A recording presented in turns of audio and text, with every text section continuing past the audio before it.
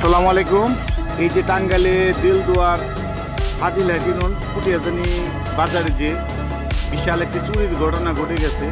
এই বাজারের সর্বোচ্চ বড় দোকান এবং পাইকারি মাল সেল দেওয়া হয় এই দোকানে কিন্তু বিশাল এক চুরির ঘটনা ঘটে গেছে। মোটামুটি 4 লক্ষ টাকার মালামাল এবং কি 50,000 টাকার নগদ ক্যাশ এই চোরটাই নিয়ে নিছে। ওর সাথে আরো লোক আছে, আমি দেখাবো আপনাদের স্টেপে।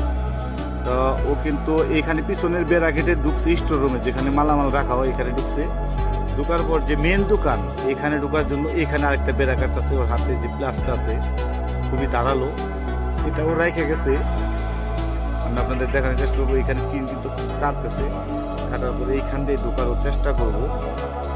আর সিসিটিভির ফুটেজটা আসলে ভোলা, একদম নর্মাল একটা সিসিটিভির ফুটেজ, তবে বাইরের যে সিসিটিভির ফুটেজ এটা স্পষ্ট বোঝা যায়।